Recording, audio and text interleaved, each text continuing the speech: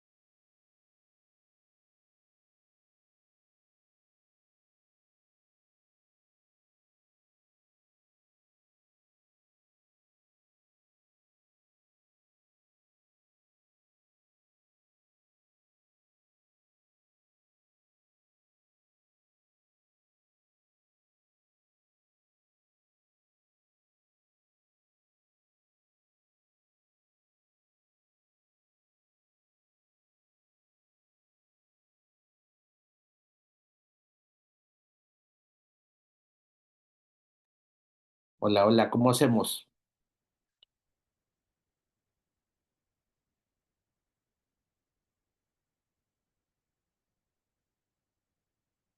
Estamos contactando al delegado, doctor.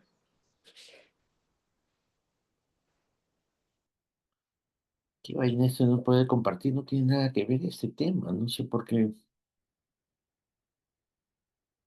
No hay otra forma, ¿no? No, porque el anfitrión es el doctor Serna.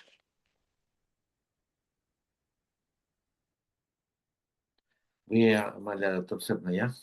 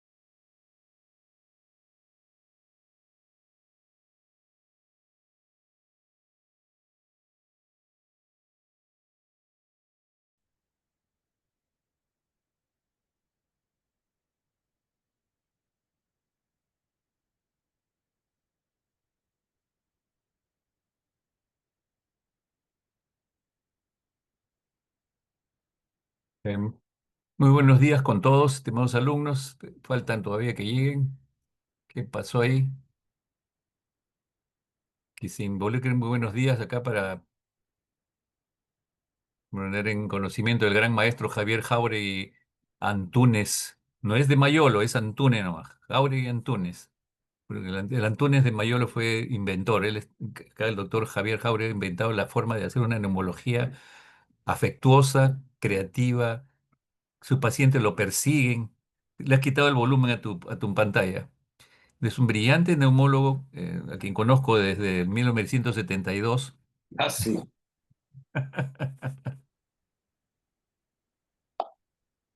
Ya estoy con el doctor Jauregui en la pantalla, Axel. Arregla tu celular, después hablamos.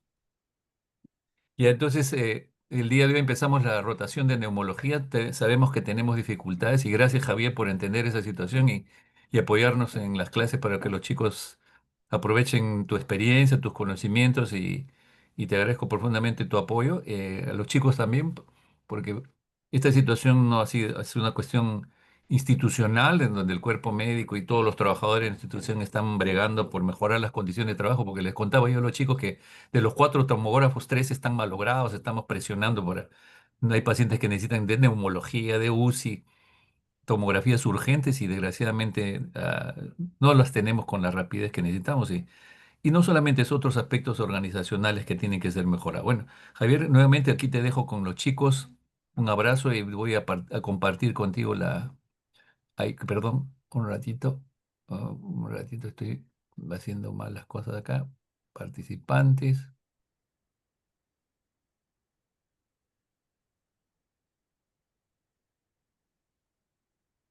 Ya está. Listo, Javier, si tú ya puedes compartir. Ya, ok, muchas gracias. Te dejo aquí en la charla tan importante para el inicio de esta rotación y les deseo la mejor de las suertes. Aprovechen al doctor Jauregui, que no solamente en las teorías, sino en las prácticas, él va a hacer el esfuerzo de compartir su experiencia y sus conocimientos y tenemos eh, uno de los mejores neumólogos del país. Un abrazo. Muchas gracias. Nos Bueno, comunicamos. ya sí, vamos a compartir.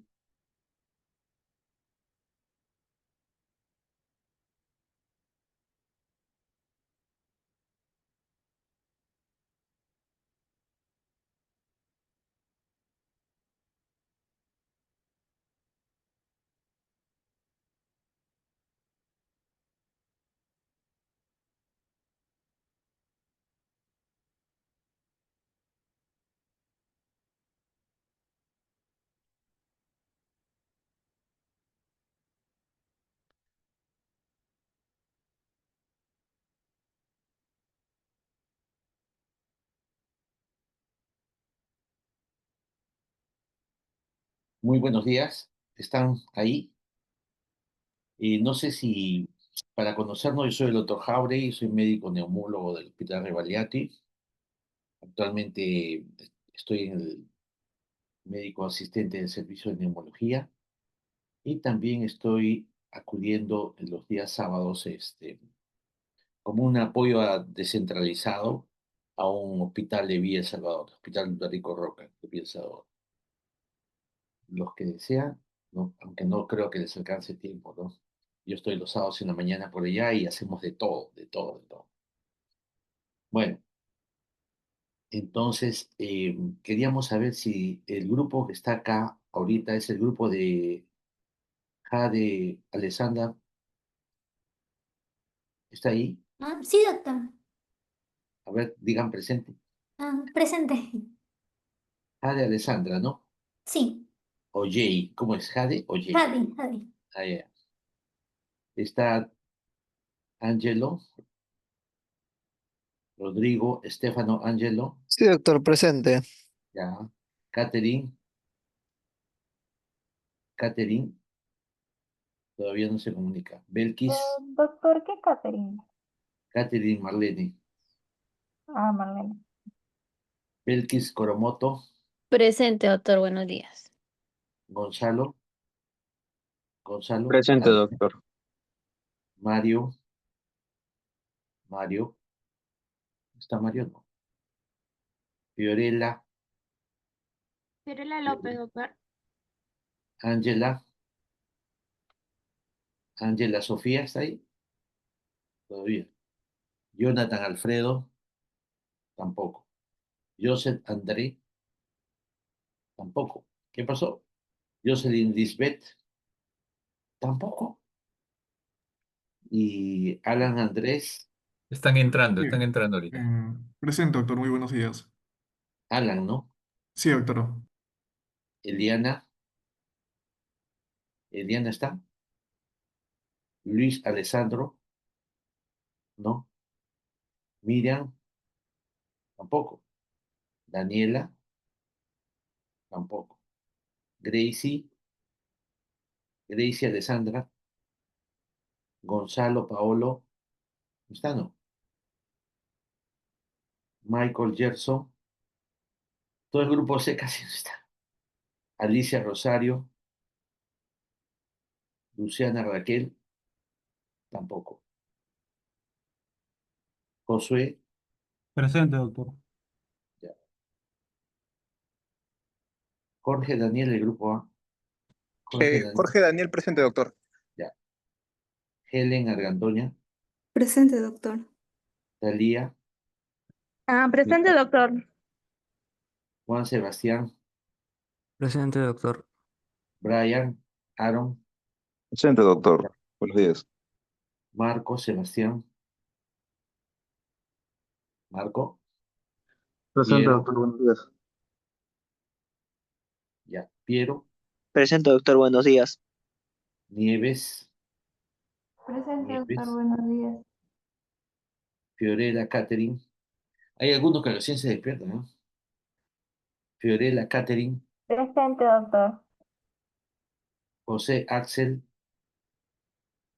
Presente, doctor. Buenos días. Jennifer, Elena, Presente, doctor. Buenos días. ya, ya. ¿Hay alguien que no ha contestado la lista? Doctor, Mario. León. Doctor, disculpe. A ver, nombre, León, doctor. Mario. Mario León, de grupo A, B, C. El grupo B. Grupo B, Mario León Salomé, ¿no? Ya. Sí, doctor. ¿Alguien más? Doctor, Doctor. sí, doctor, buenas tardes. O buenos ¿Qué? días. Eliana Carvajal. ¿Eliana de qué grupo? El grupo C, doctor. Eliana Fiorella, no. Sí, Ya, así es. ¿alguien más? Doctor, Gracias. Miriam Guzmán, del grupo C. ¿Cómo? García, grupo Z. Miriam Algunos. Guzmán. Miran Guzmán, ya. Mm. Otro. Luis García, Doctor doctor. Fernández Ríos también, por favor. ¿Luis qué? Luis Luis García. García, del grupo Ya. C, doctor. Otro. Fernández Ríos, doctor. No, no, nombre. Fernández Ríos Catherine. Catherine. ¿De qué grupo? B. Grupo B, Catherine Marlene, ¿no? Ya. Sí. ¿Alguien más? Daniela Doc- Merino, doctor, del grupo C. Daniela Merino Martínez, ya, ok. ¿Alguien más? Doctor Luciana Vela, del grupo C, por favor. Luciana, Raquel, ¿no? Ya. Sí, doctor, gracias. ¿Alguien más?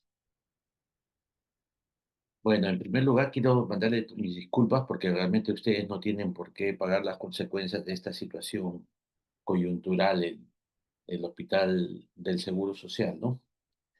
Ya tenemos que ver la forma como tratar de compensar en algo, es decir, en las clases prácticas es importante estar presente en el hospital, entonces ya vemos la forma como podemos tratar de compensar en algo y tratar de ayudar, ¿no?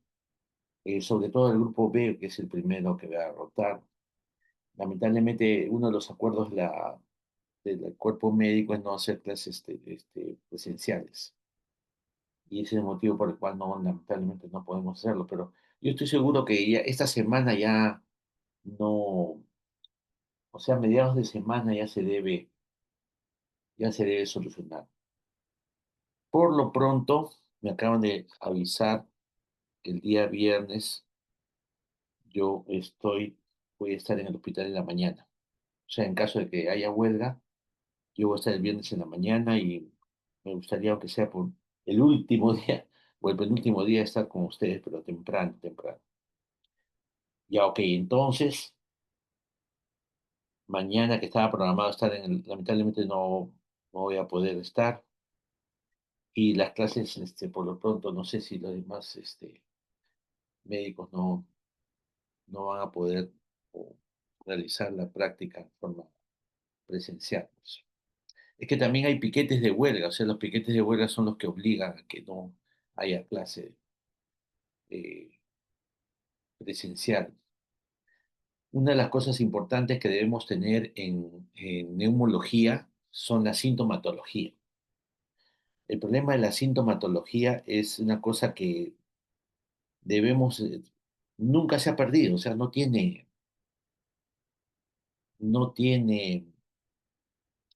digamos, punto de comparación. Porque en neumología se ha avanzado mucho, se ha avanzado en procedimientos, hay nuevos procedimientos, biopsias, broncoscopías, biopsias con aguja, biopsias con apoyo de ecografía. Ahora el ecógrafo es parte del armamentario médico, del neumólogo, es como si fuera un estetoscopio, ahora también se usa un ecógrafo. Entonces, hay cosas nuevas. Los broncoscopías no solamente como se hace como diagnóstico, sino como tratamiento, o sea, se disminuye el tamaño de los tumores. Es decir, se ha avanzado bastante en la parte mecánica, o sea, instrumental. Pero lo que no va a variar y siempre tenemos que tener en cuenta son los síntomas clínicos.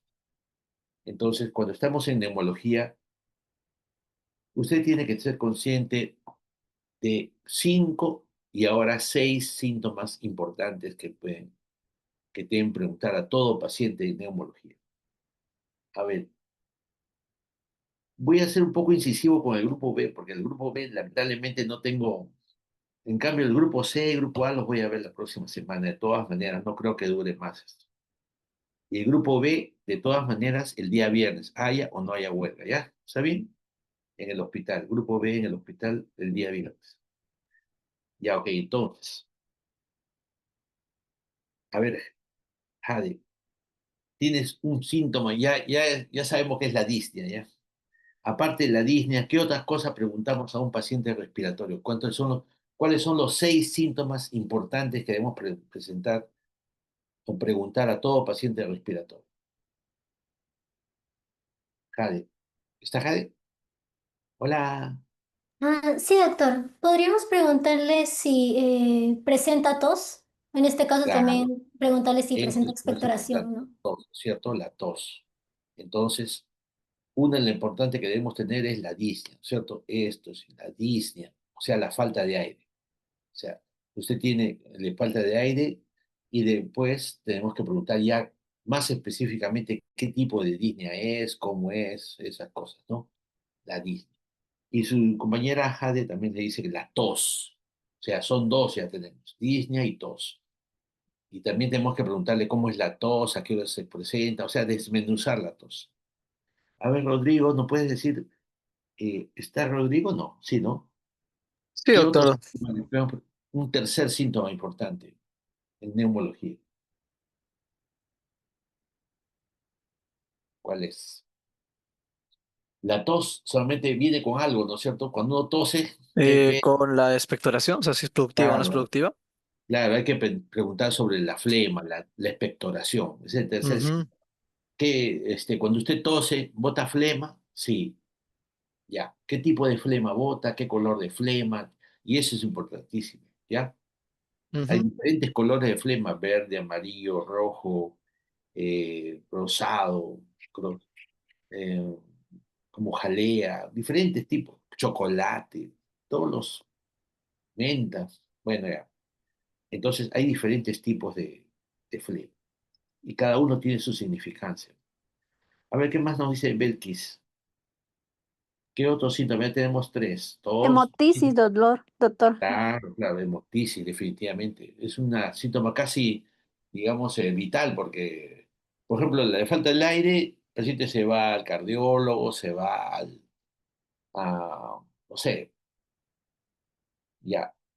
Tiene tos, el paciente se va al chino de la esquina, se va a la comadre, todos lo están acá. Pero cuando tiene sangrado, hemoptisis, ahí sí ya pone el peruano sí, o nosotros en general, la población, ven sangre y ahí se asusta y recién van a un neumólogo, ¿no? Entonces, lamentablemente el sangrado se provoca ya cuando la enfermedad ya avanzó. Entonces, sobre todo, y no esperar que el paciente sangre para hacer un diagnóstico de la enfermedad. Entonces, con la disnea, la tos, la expectoración, ya debemos ir intuyendo o tratando de llegar a un diagnóstico. Entonces, el cuarto síntoma importante es la hemoptisis. Esta puede ser leve, moderada, severa, y cada tipo de hemoptisis puede considerar una cosa importante. Por ejemplo, la hemoptisis leve o rasguitos nada más, que es una tos hemoctóica, es característica de los tumores. los tumores, o sea, los cánceres, nunca sangran así bastante. El que sangra bastante, o sea, una hemoptisis severa o quizás masiva, o sea, masiva es cuando tiene mayor de 600 mililitros en 24 horas y que provoca eh, trastornos hemodinámicos, o sea, hipotensión. Entonces, los que provocan hemoptisis masiva son las bronquiectasias y también, que vamos a hablar en un momento, y también los micosis pulmonar, o sea, la aspergilosis pulmonar. ¿Ya? ¿Qué otros síntomas tenemos? ¿Qué dice Gonzalo? Ah, ya habló Gonzalo, ¿no? Mario, No, doctor Gonzalo, todavía no. todavía Flores, no. no. A ver qué dice Gonzalo. Dolor al momento de respirar, también podría ser. Claro, pues un dolor torácico es importante. El dolor, por sobre todo, que debemos saber el dolor, dónde te duele, de qué tipo es el dolor, hacia dónde se va el dolor. En neumología, el dolor más importante es el dolor pleurítico. Es un dolor en punta de costado, es un dolor que aumenta con la inspiración, ¿no? Es un dolor con la tos, con el estornudo aumenta. Y encima el dolor asociado a falta de aire es característica de un síndrome, un dolor pleurítico, o sea, un derrame pleural. Hay muchos que no preguntan el dolor. Entonces, un dolor torácico asociado a disnea, hay que tomar una placa y comprobar el derrame pleural. ¿Cuántos pacientes vemos que llegan recién cuando toman una placa, recién se dan cuenta?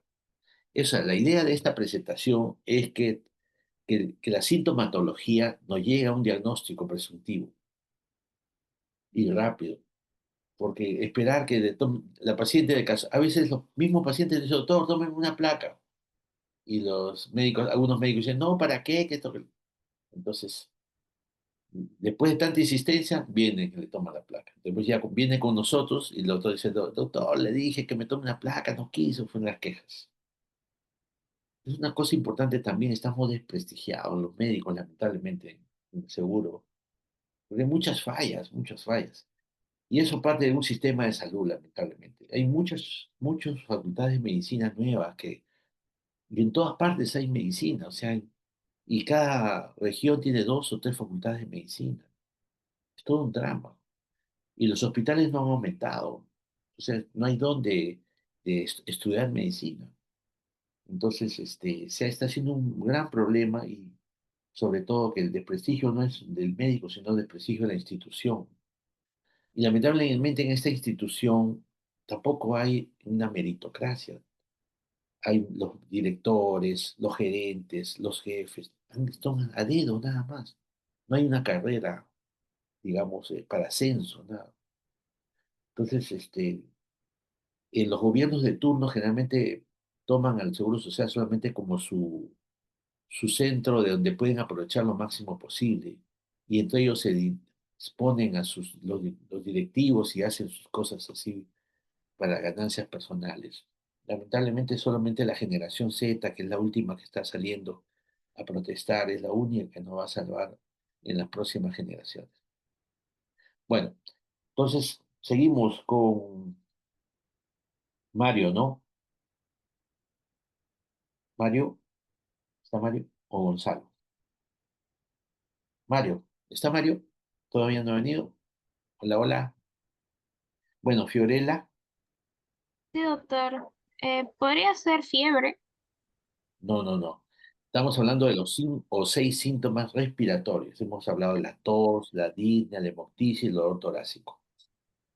Las sibilancias, Claro, cianosis. sí, la sibilancia, porque últimamente el broncoespasmo es una cosa bien característica en nuestro medio. Y ustedes tienen que tener cuenta de que el broncoespasmo no solamente, ahora que yo estoy yendo a esta zona de Villa El Salvador, es una cosa terrible. Los niños están helados, congelados, hace más frío que acá. Ustedes no sé si han escuchado hablar de una zona que se llama Ticlio Chico. Es una zona donde se acumulan las nubes y está todo oscuro, siempre oscuro y encima llovizna. Y la humedad es causante de broncoespasmo y tos y todas esas cosas. Entonces, las sibilancias, el broncoespasmo es una característica. Siempre debemos preguntar a todo paciente. Nos falta un, un síntoma. Ángela, Ángela, ¿está ahí? No. Jonathan, tampoco ha venido. Jonathan. Joseph, tampoco. Jocelyn, tampoco. Ya no hay nada del grupo A. A ver, alguien que me desea hablar del grupo A que tiene más un síntoma nos falta. Tos, expectoración, disnea, dolor torácico, sibilancias. Nos falta uno más.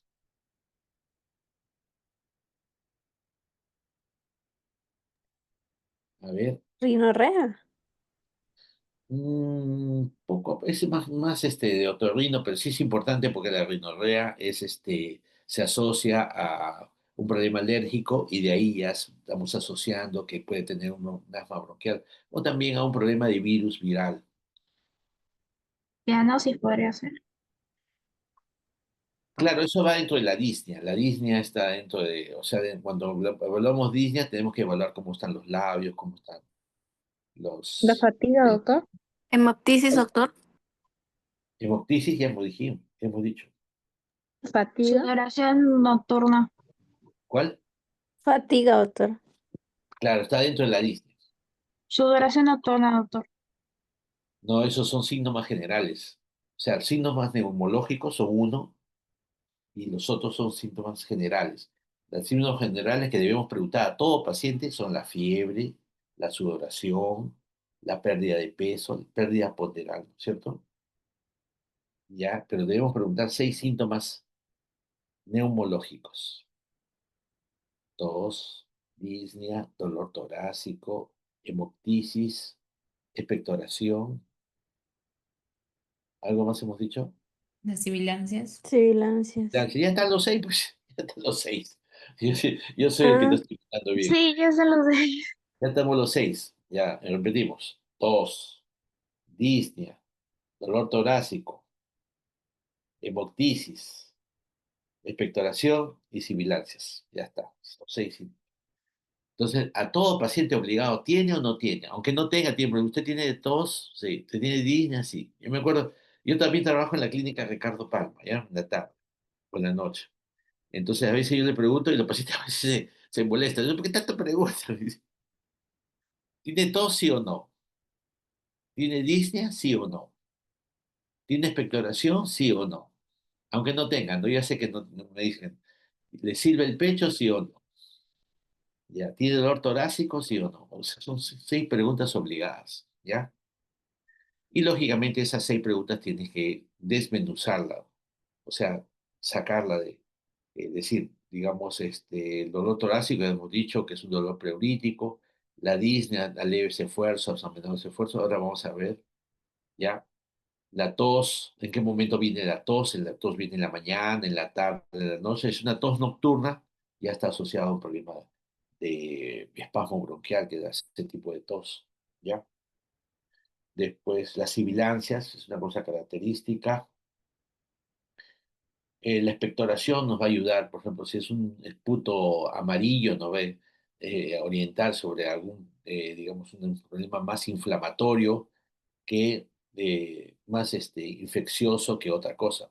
Si es una tos mucosa y exigente, ya nos va a orientar una fibrosis pulmonar que se caracteriza por tos y disnea, o un asma, que también el esputo siempre es mucoso, ¿ya? Entonces eso nos va a ayudar el color de la tos. Ya, bueno, vamos a seguir avanzando con respecto a la disnea. Entonces es una anormal y desagradable sensación de respirar. O sea, cuando nosotros respiramos, respiramos de forma inconsciente, o sea, no estamos pensando que estamos respirando, pero cuando esa actitud de esa actitud de respirar, ¿cuál es el objetivo del aparato respiratorio? Respirar. ¿Por qué necesitamos respirar? Necesitamos respirar porque necesitamos llevar oxígeno a los tejidos. Lógicamente, cuando ustedes respiran no van a estar diciendo, toma aire, ya, quiero mandar oxígeno a mis tejidos. No, no vas a pensar en eso. Porque nosotros pasamos de un estado de inconsciencia a un estado de conciencia. Cuando tenemos esa conciencia para respirar, ya se hace desagradable. Entonces se hace el tema de disconfort, ¿no? Este es el disconfort. ¿ya? Entonces, tenemos que tener en cuenta que la disnea es un estado de disconfort, es una respiración difícil, difícil, ¿ya? Entonces, ustedes, y eso no se puede, no solamente se puede, el paciente te puede decir, me falta respirar, sino también tú lo puedes objetivar, que el paciente no consigue.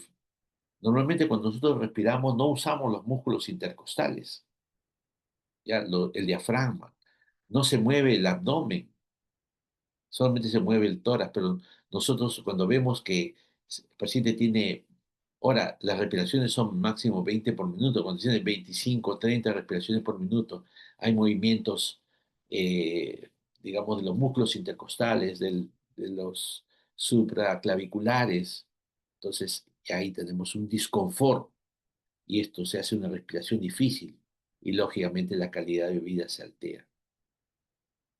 Pregunta obligatoria de todos los pacientes, obligatorio, todos los pacientes respiratorios. ¿Tiene disnea? No le vas a preguntar si tiene disnea. ¿Le falta el aire? ¿Respira bien? Esa es la primera pregunta que debemos tener en todo paciente respiratorio, ¿ya? Entonces, eh,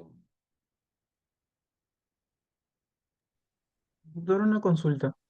dígame. En el caso de que tenga un paciente, por ejemplo, que tenga problemas de ansiedad o que se sugestione muy rápido y ese tema de la disnea tal vez sea un signo que él me haga malinterpretar, porque tal vez no tiene disnea, solamente que le falta el aire por una agitación o lo que sea en algunos casos.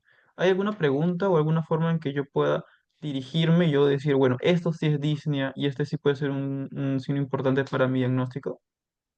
Sí, es importante porque ahora como están las situaciones del estado de ansiedad, depresión, ¿no? Y que están en aumento, entonces va a haber muchos pacientes que el cardiólogo, cuando le falta el aire, el paciente primero va al cardiólogo y después el cardiólogo no encuentra nada y pasa con nosotros. Nosotros le preguntamos si el paciente tiene todo, tiene desagradable conciencia para respirar, tiene, ¿no? Pero hay una cosa importantísima. ¿Ustedes han visto este aparatito? ¿Se ve en la pantalla? ¿Se ve? Sí, Sí, doctor. Sí, el oxímetro. Claro, pues claro. esto, ¿no? O sea, ya tenemos dos cosas que tenemos que tener en nuestro consultorio de neumología, el ecógrafo y este aparatito. ¿Ya? Este pulso oxímetro nos va a decir cuánto tenemos, ¿ya? Entonces esto nos va a diferenciar de una paciente que puede tener un tipo de ansiedad, ¿no? Lógicamente no le vamos a decir de frente, uy, usted no tiene nada. Si le decimos usted no tiene nada, se va a molestar. O sea, nunca decía al paciente usted no tiene nada, ¿ya? 97 de saturación, 74 de pulso, estoy bien, estoy bien. Bueno, entonces, y otra cosa, lógicamente, tenemos que completar con ella su estudio, o sea, mínimo una placa siempre de pulmones, ¿ya? Entonces, cuando ya la saturación nos va a orientar, la placa de pulmón nos va a orientar, entonces ya podemos decir, ¿sabe qué? Usted tiene hay varias causas de disnea. Hay una cosa de disnea, se llama la disfunción de cuerdas vocales. O sea, las cuerdas vocales se cierran, la paciente se ahoga en estados de ansiedad y depresión. ¿Ya? Ahí damos unos relajantes musculares y la paciente, pero nunca, ¿sabes qué? Usted no tiene nada, usted es una loca, esto que lo otro, como le dijeron a la fiscal de la Nación, o sea, ya salió la fiscal, pusieron otro, no sé qué va a pasar. Bueno, resulta que le dice, usted está trastornada, nunca se debe decir a nadie eso, ¿ya? Por más que lo sea, pero nunca debe salir esa palabra, o sea, de algo alternativo, por ejemplo, decir, ¿sabe qué? Tiene usted una disfunción de cuerdas vocales y el pulmón felizmente está bien. Es así una cosa. Ya, seguimos. Entonces, uy, no sé a qué vamos a acabar, ¿ah? Ya. Esto es lo que ustedes tienen que objetivar, una sensación de angustia, ¿no? Miran los ojos desorbitados, sudoración fría, coloración de los... Siempre acostumbrarse. El médico tiene que ser un fijón, ¿ya? Entonces el día viernes nos vamos a encontrar con un paciente con insuficiencia respiratoria para que vean cómo está. No importa que estén los... ¿Cuántos son del grupo? 1, 2, 3, 4, 5, 6, 7, 8, 9, 10. 10. Entonces, los 10 podemos estar el día viernes, si es que no se levanta la huelga, ¿ya? Pues yo el viernes de todas maneras tengo que estar porque tengo que cumplir, aunque sea un día con ustedes, ¿ya? Ya listo, entonces, no se olviden la coloración azulada de los lecho unguial, la sensación de opresión, ¿no? La angustia, la opresión. Este dibujo está tapada, paciente, pero ahí vamos a ver politirajes y todas esas cosas, ¿ya? Entonces siempre, bueno, ya esto ahí viene la parte teórica, que lo pueden conseguir en cualquier sitio, porque no es una cosa que ustedes tienen que aprender de memoria, ¿no? Y además no son completamente entendidos, ¿no? Para que pueda haber una disnea tiene que ver, digamos, el sistema neurológico tiene que ver, importante, ¿no? Porque hay vías, y esas vías son vías aferentes de la sensación. Hay receptores, ¿no es cierto? Estos receptores pueden estar en los músculos respiratorios. Son los receptores yuxtacapilares y los quimorreceptores que sensibles a la baja de oxígeno. No se olvide que la insuficiencia respiratoria está en relación a la presión arterial de oxígeno y también a la presión de CO2. Cuando es la baja de oxígeno es una insuficiencia respiratoria tipo 1, pero ya cuando aumenta el CO2 es una insuficiencia respiratoria tipo 2. Entonces, cuando baja la PO2, la presión alveolar de oxígeno, está menor de 50, entonces ya se activan estos receptores yuxtacapilares, quimorreceptores, etcétera, y van a mandar sus mensajes al nivel cerebral. Es así, vemos, hay receptores, mecanorreceptores a nivel del pulmón, del pared torácica, ¿no? De la vía aérea superior, y estos van a mandar sus vías aferentes a el tronco cerebral, donde está los centros respiratorios. Igual, así hay otros receptores, son dos quimiorreceptores que hemos dicho. Estos reciben las bajas de oxígeno porque la baja de oxígeno es en sangre, lógicamente, y son los quimiorreceptores, la aórtida y la carótida, y esto también va hacia el tronco cerebral. Entonces no se olvide, hay receptores propios, por ejemplo, en el pulmón, cuando hay un pulmón en blanco, por ejemplo, que no hay, hay alteración del intercambio gaseoso, entonces plum manda su aviso a la corteza cerebral, ¿no? Entonces, igual, cuando hay derrames pleurales severos, ¿no? La pared torácica no se mueve, es todo un drama aquí, o traumatismos que vamos a ver en emergencias respiratorias, ¿no? Bloom se manda a los mecanorreceptores. Igual que hay una obstrucción de vía aérea superior, ustedes tienen que salir de acá aprendiendo la maniobra de Heimlich. Entonces, eso vamos a ver emergencias respiratorias, lógicamente mandan sus vías aferentes al tronco cerebral. Y va a haber una corteza sensitiva que va a captar todo esto y va a provocar, digamos, esa sensación de disnea, sensación de falta de aire.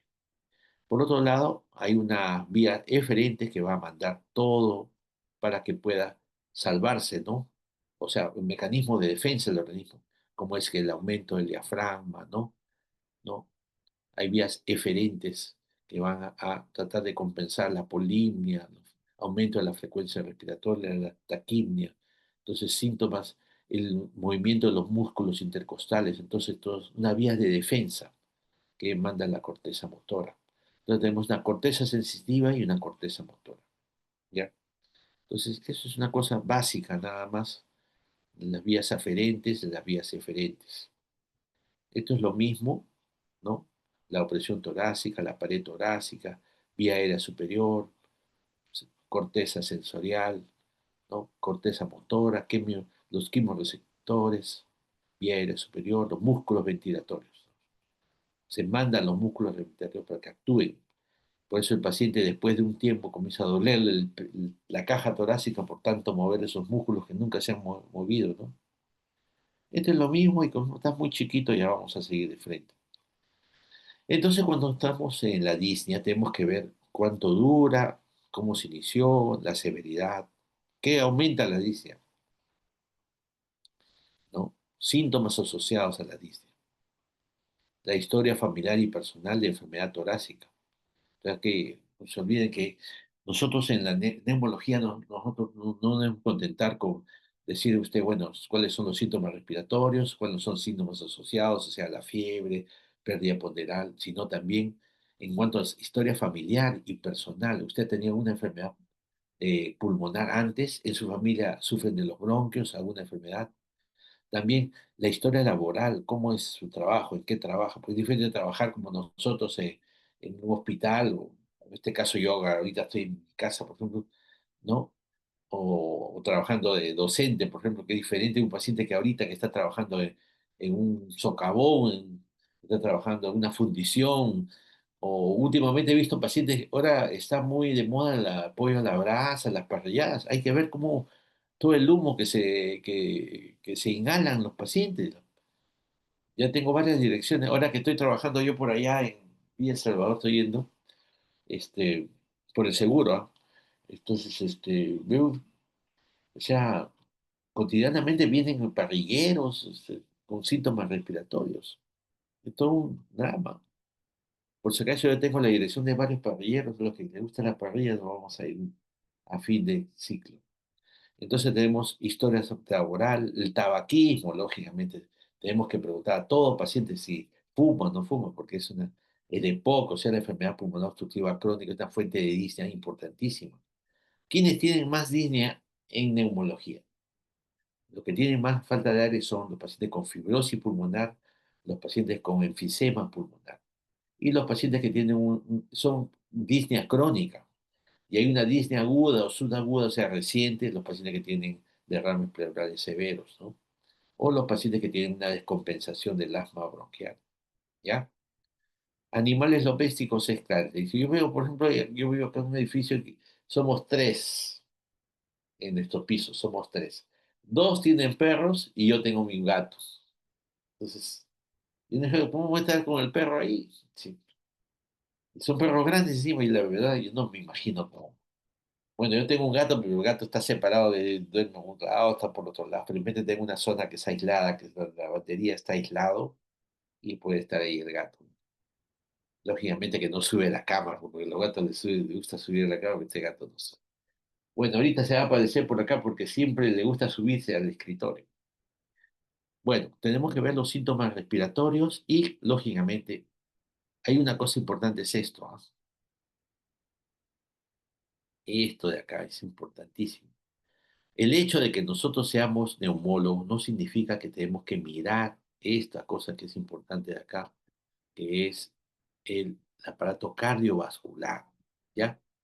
El aparato cardiovascular.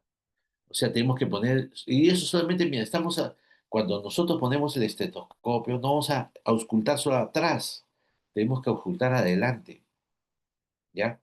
Entonces tenemos que ver, y cuando estamos adelante, ya de pasadita ponemos el estetoscopio en el corazón y vemos cualquier síntoma, alteración de arritmias. ¿Cuántos pacientes cardíacos he visto yo?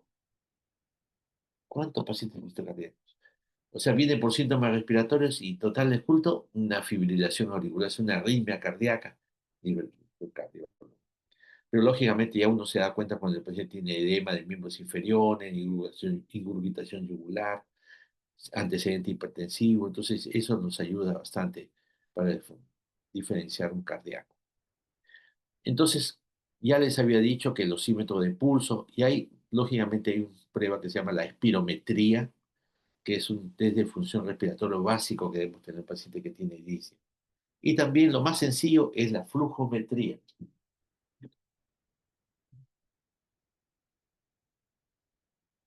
Ya tenemos otra cosa que debemos usar en nosotros, el neumólogo, esto de acá. ¿Se ve ahí? Sí, doctor. Es un flujómetro. Se pone de acá una cañita, digamos, descartable y se sopla. En la medida que uno sople, va a aumentar esta señal y ahí te va a dar, digamos, hay unas tablas especiales que hay flujo. O sea, de acuerdo a edad, peso, talla, hay una cantidad de flujo. ¿Ya? Por ejemplo, yo estoy mal, yo tengo 250, pero normalmente de acuerdo a mi edad debo tener 300. Ustedes deben soplar como 500. sea, flujometría, ¿no? Eso no va desde la línea.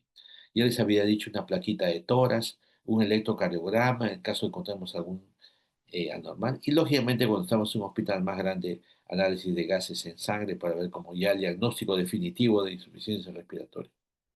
Y lógicamente, como le dice el doctor Cernan, el tomógrafo ya se ha hecho casi ya habitual, porque en el tomógrafo podemos ver más cosas, ¿no? A veces hay cosas que no podemos ver en una placa. O sea, cuando ustedes vean una placa normal y sigan pensando que el paciente tiene algo más, pídanle una tomografía. Y miren que en el hospital solamente tenemos un tomógrafo. Entonces, hay que tener mucha cuenta de eso, ¿ya? Exámenes de sangre básicamente para ver el hemograma y el recuento de eosinófilos. ¿Por qué el recuento de eosinófilos? ¿Qué dice el grupo B? Ya llegó Jocelyn, nada. Joseph André, nada. Jonathan Alfredo, nada. Ángela Sofía Natalia, nada. Fiorella, ¿está Fiorella? Fiorella, tampoco. Yo, doctor. Bueno, ¿Qué Fiorella, Fiorella? ¿por qué pedimos recuento de eosinófilos? Doctor, disculpe, ¿qué Fiorella? Hay dos Fiorella. Fiorella López Salas. Así yo. Grupo B, grupo B. Ya, ¿por qué pedimos el recuento de eosinófilos? Para indicar a algún En parásito, neumología. infecciones parásitas. Alergias.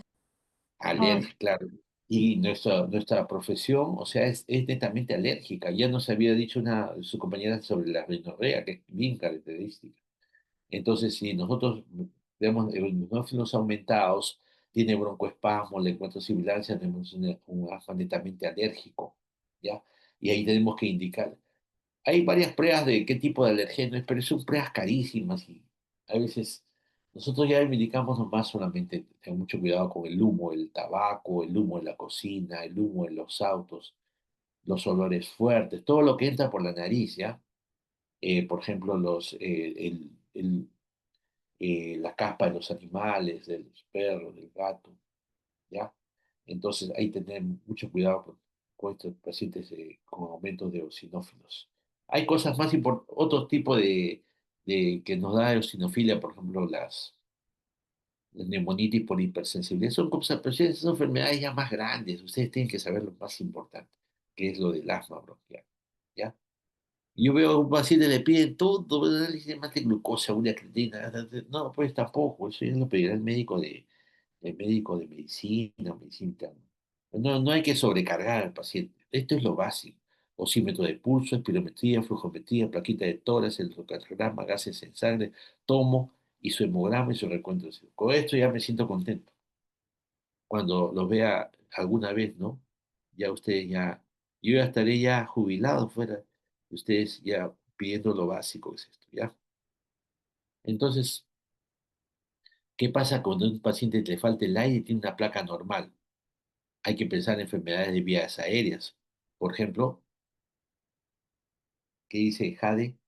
Jade, ¿qué Sí, enfermedades hay de doctor. vías aéreas? Enfermedades de vías aéreas, dice, que provocan disnea, con una placa de vías. Por ejemplo, ¿qué enfermedades son de vías aéreas? Ya estamos hablando, casi toda la mañana hemos hablado de esta enfermedad. Con A empieza. AS. ¿As qué? ¿Asma? Claro, el asma Ah, bronquial. El asma bronquial, ¿ya? De otra enfermedad que nos dice Rodrigo, de vía aérea, y hemos dicho, con E empieza. Efisema. Enfisema, ya está. Entonces, asma, enfisema son las enfermedades de vías aéreas características que provocan disnea, ¿ya?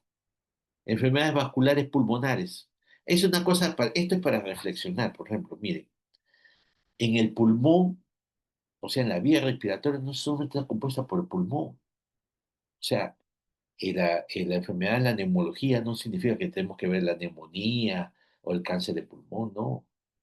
En enfermedades respiratorias también hay vías aéreas y también hay vasos sanguíneos. Por ejemplo, ¿qué enfermedades vasculares provocan falta de aire? Ya es voluntario, ¿ya? Síndrome de Goodpasture, ¿no? Claro, Vasculitis asociada. esto vamos a ver el día miércoles. vamos a hablar un poco de eso, de la vasculitis, ¿ya? Vasculitis y también la tromboembolia pulmonar. Ya no se olviden cuando hay, también lo vamos a ver en un seminario. ¿Y qué enfermedades parenquimales provocan disnea? Época. No, EPOC es más que todo vía aérea, ¿ya? EPOC es enfermedad pulmonar obstructiva.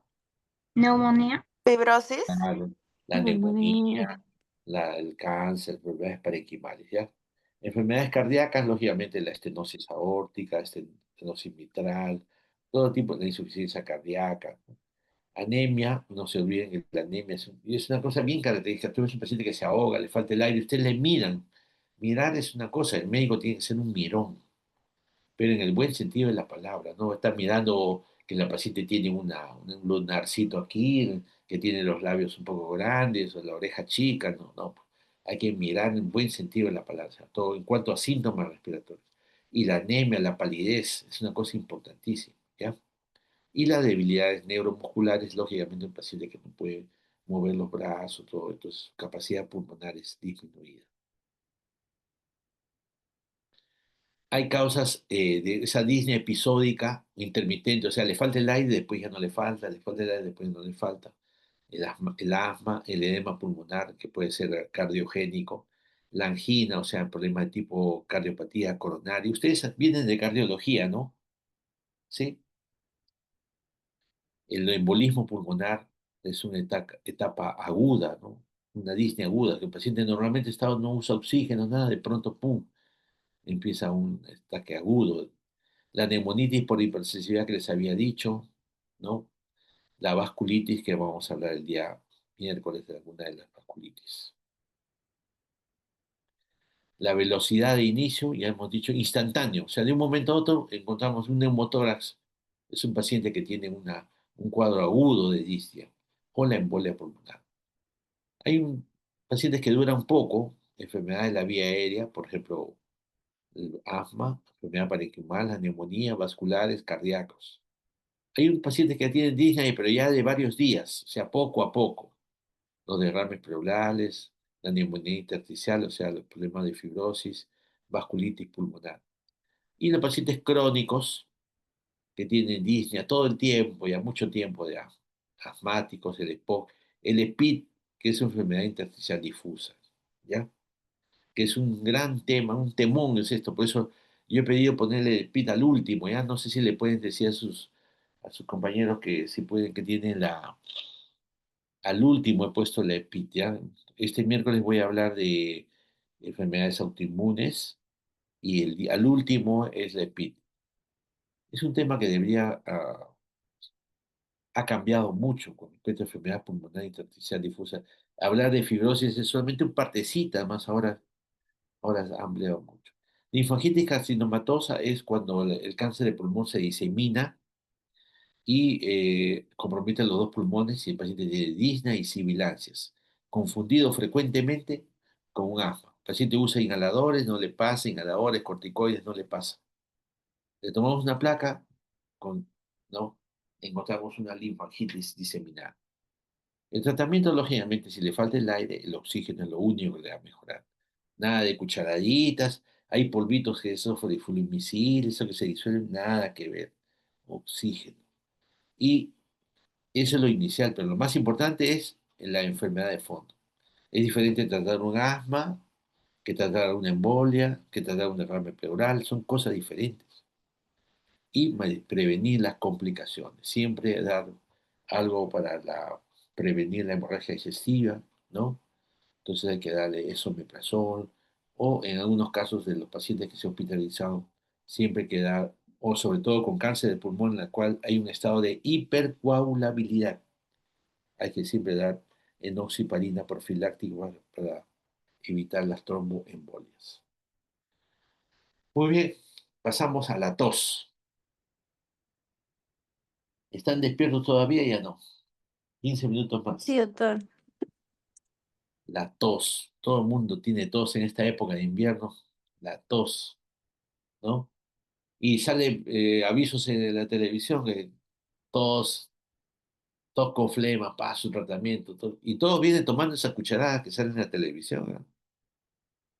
Entonces yo ya ni me amargo, ya para qué ya molestarse. Entonces todos sirven con tos, tos y tos. Entonces, ¿qué es la tos? El paciente viene, vengo con una tos, denme una cucharada para la tos, vienen los pacientes. Digo, señora, las cucharadas son agua con azúcar, ¿ya? Lo importante no es dar tratamiento de la tos. Lo importante es tratar la causa de la tos. Métase bien eso en la cabeza, ¿ya?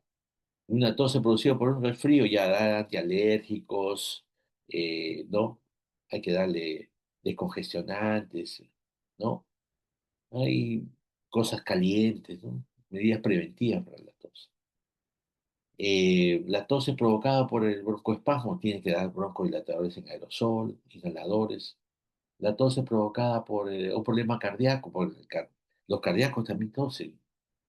Hay que ver la parte del cardíaco. La fibrosis pulmonar es completamente diferente que una tos crónica. Las neumonías, ¿no? Lógicamente hay que tomar una placa de tórax para descartarlas. O en examen clínico vamos a ocultar que crepitantes. Entonces las neumonías. No se olviden, ¿ya? Causa de la tos. ¿Pero qué es la tos? ¿No? La tos es un mecanismo de defensa. O sea, la tos es buena, ¿no? La tos no me digan que, pues, es un mecanismo de defensa. O sea, la tos es buena. Nosotros tenemos que decirle al paciente que la tos es buena. Ya no le podemos decir, ¿sabe qué? Hay que darle algo contra la tos. No, la tos es buena. Métase en la cabeza eso. Toser es bueno. Aclara las secreciones, previene la entrada de cuerpos extraños, ¿no? Cuando un cuerpo extraño comienza a toser, si no fuera por eso, no saldría. Los irritantes, muchas enfermedades respiratorias asociadas a una patología, algo de fondo, anormalidades me refiero a todo eso. El síntoma más frecuente en neumonía, ¿no? En la gran mayoría son autolimitantes, o sea, se van solos. Por gusto estamos dando de, digamos, de aumentar los ingresos de las compañías farmacéuticas. Hay que tener mucho cuidado con eso. ¿Ah? Esto se va, solo se va, ¿ya? Entonces, autolimitante, no se olviden, ¿ya? Entonces, no se olviden. Una de las cosas importantes fue el virus del COVID, ¿no? Y la tos fue una forma de transmitirlas. Y no solamente a través de la tos y el estornudo, sino a través de las manos, ¿ya? Por eso tener siempre lavarse las manos, siempre usar mascarilla, sobre todo en los aires cerrados. No perder la costumbre la mascarilla es un protector para evitar los contagios a través de la tos y el estornudo. No solamente del que está tosiendo, sino de la persona que está atendiendo. O sea, porque yo, por ejemplo, uso mascarilla para atender, ¿no? Entonces hay que tener mucho cuidado con la tos y el estornudo, porque esto se transmite. O sea, te transmiten los virus, los gérmenes a través de la tos y el estornudo, a través de las manos. Hay muchos pacientes que me dan la mano, es un problema serio. Pero lastimosamente tengo que contestarle con el puñito cerrado, ¿no? Para poder evitar los contagios. Porque el paciente que tiene tos o estornudo, lo primero que hace es llevarse la mano a la boca y a la nariz. O sea, ahí se quedan. Entonces, la anatomía de la tos, ¿no? Para que se provoque la tos, tienen que abrirse las cuerdas vocales, ¿ya? Sensación de cosquilleo, ¿no? Hace hacer que las cuerdas vocales se abran para que pueda salir. Los pulmones se expanden, o sea, imagínate, los pulmones se expanden, los músculos abdominales se contraen, mire con qué fuerza va a salir. Por eso que había una separación de más de 1 metro. ¿No se acuerdan el COVID? La separación. Ahora ya vamos juntitos, todo el mundo está juntito. Sobre todo, tengan mucho cuidado en los ascensores. Siempre en el ascensor, sobre todo en el hospital, tiene que ponerse mascarilla, ¿ya? Muy juntitos, alguien tose o estornuda, mide la fuerza. Abdomen, caja torácica, se abre, ¿no? Mira, 160 km/h para sacar los irritantes. Imagínate eso. La presión de detrás del epiglotis al final hace que se abra al expulsar aire con energía, sale con fuerza, ¿ya? Ahora la tos La duración puede ser aguda, subaguda, crónica. ¿Cuándo es una enfermedad crónica? Cuando dura más de 8 semanas, ¿ya? O sea, 2 meses. Cuando alguien tiene una cosa importante también en neumología que estamos aquí, las enfermedades respiratorias se clasifican así. Y es muy fácil, ¿no? Enfermedad aguda o enfermedad crónica. Enfermedad aguda es aquella que se provoca antes de los 2 meses. O sea, síntomas menores a 2 meses. Por ejemplo, la neumonía, la embolia pulmonar, ¿no? Los derrames pleurales, cosas agudas. Las enfermedades crónicas tienen más de 8 semanas. Por ejemplo, la TBC puede ser crónica porque el paciente da tos y tos y nadie se acuerda de él. El asma bronquial es crónica porque el paciente está tosiendo más de 2 meses. La fibrosis pulmonar dentro de la enfermedad pulmonar intersticial es enfermedad crónica. El EPOC es enfermedad crónica, tosiendo, tosedor crónico. ¿Ya? Esa es una clasificación de otra clasificación es si una enfermedad si es obstructiva o restrictiva. Obstructiva, su compañera le ha dicho que el asma, el enfisema son enfermedades obstructivas, el EPOC. Y enfermedades restrictivas son, por ejemplo, las enfermedades intersticiales, o sea, la fibrosis pulmonar, las neumoconiosis, que provocan restricción. ¿Ya? Entonces, agudas o crónicas, obstructivas, restrictivas. ¿Ya? Otras enfermedades que son las enfermedades que son, de acuerdo a la etiología, son bacterianas, como fueron las neumonías, o las o micobacterias, o sea, enfermedades infecciosas, son un grupo, enfermedades neoplásicas son otro grupo, enfermedades inmunológicas, que vamos a ver el miércoles, son otro grupo. Entonces, enfermedades infecciosas, neoplásicas, eh, o sea, inflamatorias crónicas, ¿no? Entonces, hay que tener mucho cuidado con ese tipo de enfermedades de acuerdo a la etiología. Entonces, cuando viene un paciente al consultorio, ustedes piensen, este paciente tiene enfermedad obstructiva, enfermedad restrictiva, tiene enfermedad aguda o una enfermedad crónica, tiene enfermedad infecciosa, una enfermedad neoplásica, una enfermedad inmunológica, tienen que ir pensando ya qué tipo, en qué grupo se va a quedar este paciente en neumología. Entonces, enfermedad aguda, rápida, generalmente los virus, que son los más frecuentes en esta época. Y ahora que estamos cambiando a esta época de primavera, entonces va a haber enfermedades agudas virales. Subaguda, 3 a 8 semanas, crónica, 8 semanas. Entonces no se olviden, una placa de tórax es importante, pero si esto persiste, son a menudo agrupados en los tosedores crónicos, que ya vamos a ver. 90% de tos crónica radiológica normales, ¿ya? Son el asmático, bronquitis eosinofílica. No se olviden este tema de reflujo gastroesofágico. Es una cosa importantísima que ustedes tienen que tener en cuenta porque el paciente generalmente duerme tarde, come a las 10 de la noche, se duerme completamente echado, ronca de noche. Una desgracia. Es casi nuestra característica. Encima come de noche pollo a la brasa, reflujo gastroesofágico, paciente tosedor, tose. Corrigiendo al paciente que duerme un poquito más de levantado, con 2 o 3 almohadas, que ya no come a las 9 ni a las 10, sino a las 8, ¿ya? Y que duerme de costado y encima toma un esomeprazol en ayunas, vencemos gasosos, pacientes mejora de la tos. Entonces, el paciente dice, qué bien, doctor, ¿qué me ha hecho? Entonces, ¿estamos usando cucharadas? Nada de cucharadas. Estamos venciendo el reflujo gastroesofágico que provoca tos. Y estos pacientes con asma y bronquitis eosinofílica con sus broncodilatadores en aerosol, que vamos a hablar también después, nos va a mejorar el paciente de la tos. El paciente ya no tose, qué milagro. Otra de las cosas que nos dice su paciente y muy bien la rinorrea, que tiene rinitis alérgica, pero hay una cosa importante que se llama goteo postnasal. O sea, hay una secreción que viene de la nariz, viene por detrás y se llena las cuerdas vocales, el paciente tose. O sea, tratar la rinitis, tratar la sinusitis, con eso mejora la tos. Por eso nosotros hemos invadido ya el otorrino. Por ejemplo, yo receto inhaladores nasales. Eso me ayuda a la rinitis. Por ejemplo, yo cuando veo un paciente así, yo le doy inhaladores nasales, le placo una placa para descartar sinusitis, le doy su esomeprazol y le doy su broncodilatador en aerosol ¿Cómo no va a mejorar la tos, digan ustedes? Le estoy dando todo. Un favorcito, no cuenten a nadie esta diapositiva, pues no se van a copiar, y hay más copiones, más. Y tenemos que evaluar la tos. ¿Cuánto dura la tos? ¿No?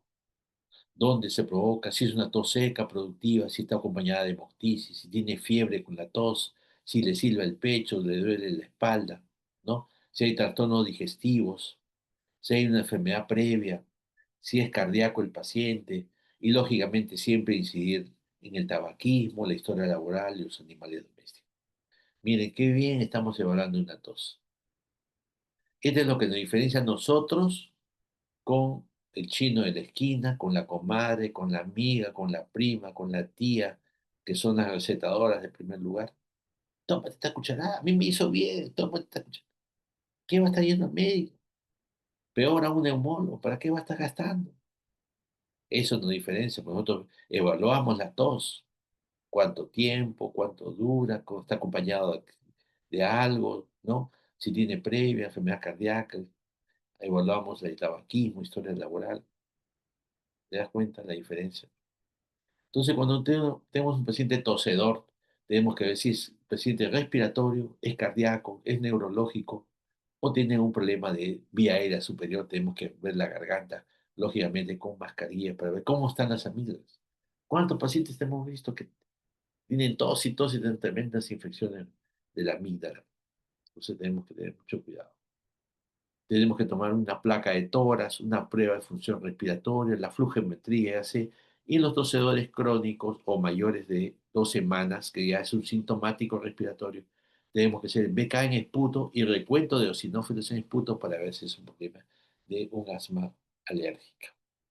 Lógicamente, en casos mayores ya tenemos que ver la tomografía, ya cuando esto todo sale normal y el paciente sigue tosiendo a pesar de todo, una tomografía. ¿Ya? Son cosas sencillas que todos tenemos esto a nivel nacional. Entonces seguimos en la causa de tos y es la causa respiratoria, si es mediastinal, o sea, el mediastino queda entre los dos pulmones, el pulmón derecho, pulmón izquierdo, en el centro está el mediastino, donde están los grandes vasos, ¿no? Hay mediastino superior, medio, inferior, entonces es una causa mediastinal. También hay causas cardíacas, de vía aérea superior, intestinal, el sistema nervioso central. Hay una cosa importante, medicamentos que provocan tos, sobre todo los antihipertensivos. Antes se usaba el captopril, el capotén, el captopril, y ahora generalmente ya no se usa. Pero hay otros que también provocan tos, ¿ya? Hay que tener enalapril con esas cosas. Y otras causas que de la tos. Ya viendo las causas infecciosas más importantes virales. También hay bacterianas y la micobacteria, o sea, la TBC. El EPOC, el asma, ya hemos hablado también. Y hay una cosa importante, la bronquiectasia. También vamos a hablar un tema acerca. ¿Cuántos pacientes de nuestro? La gran mayoría de estos pacientes es la principal causa de consulta en neumología, la bronquiectasia. ¿Por qué? Porque la TBC ha sido y sigue siendo y será la causa infecciosa más importante en el Perú. ¿Y cómo cura la TBC? Si es un diagnóstico temprano, cura sin secuelas. Pero en nuestros medios demora 3 meses diagnosticar una TBC. Tanto, porque nadie le pidió un examen de PUC. El paciente tuvo tos, se fue al chino en la esquina, a la farmacia cercana, le dieron sus cucharaditas, acudió al primo, a la comadre, le dieron su... Después se va a un médico de medicina que no está bien avisado. Nadie le pidió un simple examen de PUC. Recién al tercer mes le toman una placa de tórax, aparece una manchita, le toman un Becan esputo y sale el diagnóstico. El paciente evoluciona con secuelas después de 6 meses de tratamiento. Y esas secuelas se hacen una bronquiectasia, es decir, una dilatación anormal del bronquio. El bronquio se dilata y provoca tos frecuente. Esta tos es productiva, con flema y todas esas cosas. El EPIT, lógicamente, la enfermedad pulmonar intersticial provoca enfermedades tosedor crónico del paciente. También los irritantes como el tabaco, el polvo, los humos y los cuerpos extraños. No sé a quién le tocará ahora la presentación de anatomía patológica. Me avisan con anticipación para preparar un caso importante. Entonces tenemos los mediastinales, el linfoma, hay TBC también mediastinal, quistes, masas mediastinales provocan tos. Cardíacas, la insuficiencia verticular izquierda, crecimiento, la estenosis mitral severa que puede provocar también hemoptisis, no se olvide. Con una simple auscultación del foco mitral, hay un soplo sistólico, ahí podemos diagnosticar esto. La insuficiencia ventricular izquierda, ustedes saben mejor que yo, hay ritmo de galope, edema de miembros inferiores, ingurgitación yugular, reflujo hepatoyugular, etcétera, etcétera, etcétera. Vía aérea superior, la sinusitis, el goteo tumoral nasal, que nos hemos dicho, la rinitis alérgica, que muy bien dijo su compañera sobre la rinorrea. Investigar sobre esto, dismotilidad esofágica, fístula, esófago bronquial, ya en casos más severos. Pero el reflujo es una cosa que siempre debe estar en su mente, ¿ya? Y los trastornos del sistema nervioso central, como los pacientes con ACV o secuela ACV, esclerosis múltiple, Parkinson, son pacientes, son generalmente pacientes que nosotros vemos en la clínica. Yo trabajo en la clínica de Ricardo Palma, por si acaso, en la tarde, en las noches, y podemos ver la cantidad de pacientes con enfermedad de Parkinson, es una cosa increíble, ¿no? La demencia senil, las enfermedades de Parkinson, que hay trastornos de la deglución, riesgo de aspiración, y cuánto estos pacientes tienen unas neumonías aspirativas, no pueden, tienen esa capacidad para toser, para expectorar, ¿ya? Entonces tenemos el sistema nervioso central, tenemos la enfermedad neurológica que les hemos dicho. Ya estos medicamentos captopril, enalapril, no se olviden, ¿ah? Algunos inhaladores, el bromuro. Todo el mundo necesita el bromuro y patropio como como caramelo. Ya se ha puesto de moda eso se ha puesto de moda el inhalador.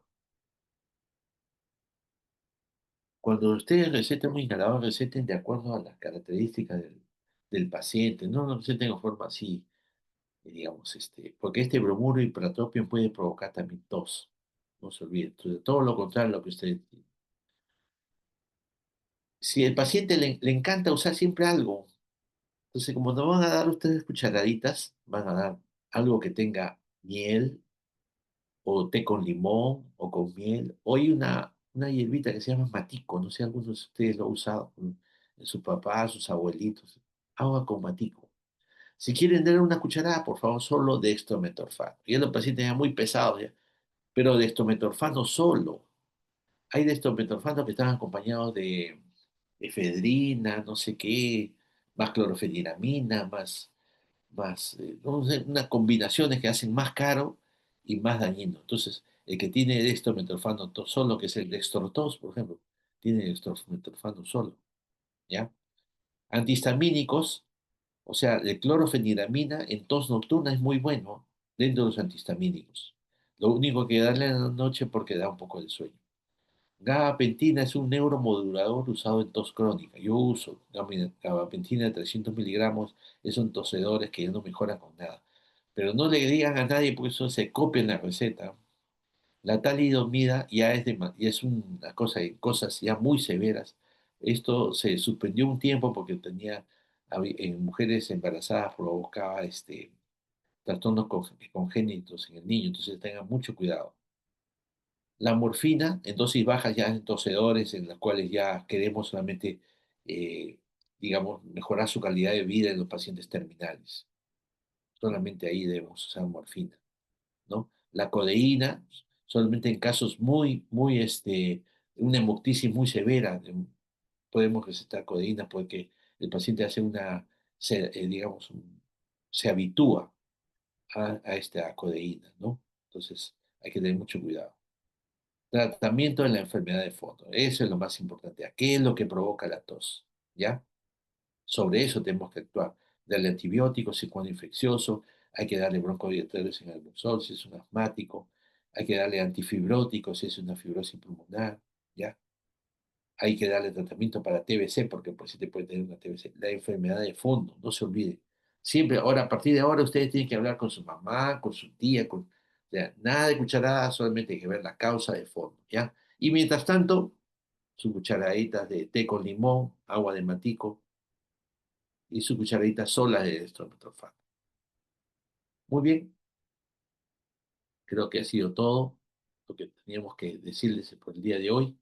No sé si hay alguna pregunta con respecto a estos dos síntomas importantes que es necesario tener en cuenta en su práctica diaria. Lo que ustedes tienen que usar, tener en mente, ¿están ahí todavía y se durmieron? ¿Están ahí?